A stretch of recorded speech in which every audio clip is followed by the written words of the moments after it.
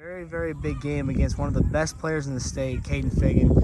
What do you guys have to do to terrorize the attack and beat this team?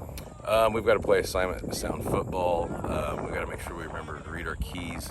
Everything we've been working on this week defensively, we got to make sure and do that. And from the offensive standpoint, we've had troubles with turning the football over. We were a little better last week, but still not good enough. We had 2 of them, so we got to make sure and protect the ball and not have penalties and basically not beat ourselves. We got to make sure not to let him get loose. Try to contain him. I don't think you're going to stop him. You just want to try to slow him.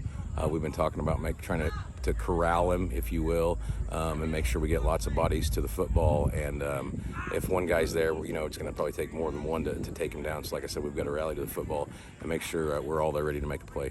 Knowing that he is going to Illinois as a 4-star player, what type of pressure does that put on your defense? Again, we got to play assignment sound football. And we've played, this kid for the last 3 years. This is the 4th time we've had to play him. So we know what he's about. We know his style. We know how he runs.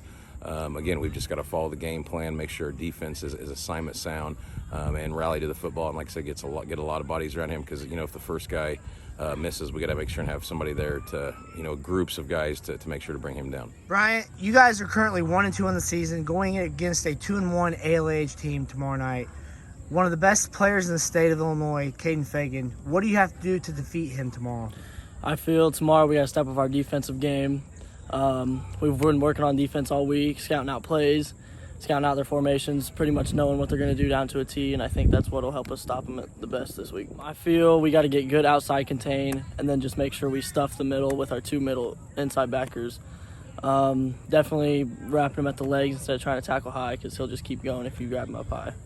It's crazy. It's really something that you just try not to think about because it'll intimidate you a little bit, but playing him these past 3 years of high school, we've beat him all 3 years, so we're hoping to beat him again this year. Go! Good.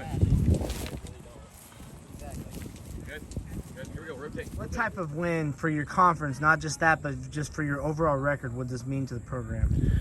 This win's big right here. We're going to want this win because if we lose, we're down to 3, and we only can afford 1 loss at most the rest of the season. So this will be big for our program to win. All right, so I think the main thing we've been focusing on this week is gang tackling because we've kind of been struggling with that in the past few weeks, just tackling in general. So we've just kind of been drilling that into our heads this week, just gang tackling, 11 men to the ball and hit them low. Defensively, we're focusing a lot on contain this week. If we can keep them inside the tackles, I think that's our best bet so we can get as most men as we can to the ball and just not let them get outside. I think this win for the program, this speaks a lot because this is a very good ALAH team, and last year, we lost a lot of seniors, and this year has been. We're 1-2, trying to get back on the right pace right here, and just a win right here brings us back 2-2, and we're trying to win out the rest of the season.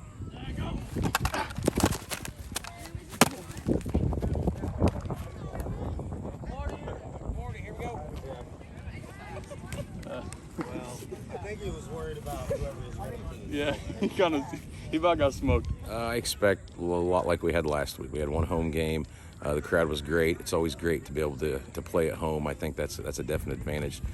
Crowd was great last week, making a lot of noise for us and supporting us. So that's what I expect tomorrow as well. I'm expecting a big crowd, hoping for loud, energetic, and just people ready to see a great game. Hoping that they'll be ready to watch greatness out here on this field tonight or tomorrow night. I think the whole thing's just cool. I've never played against an athlete quite like him. He's 4-star, big boy, going to Illinois. I think it'll be fun and just see what we can do out there.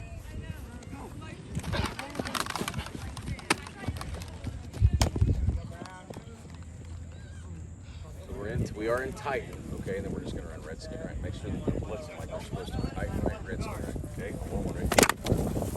It'd be big for us right now on the season. Like I said, we're 1-2, so it's big for conference too. Our first 2 games were non-conference games.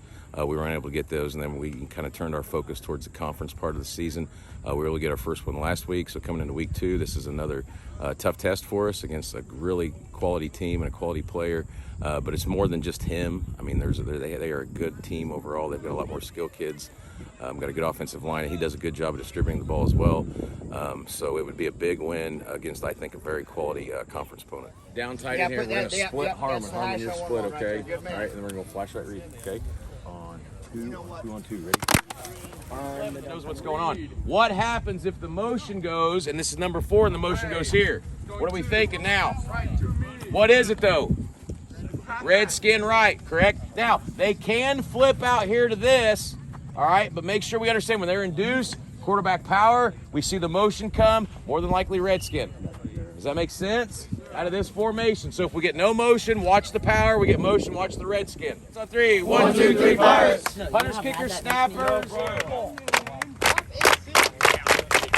Break down! All right, take it easy.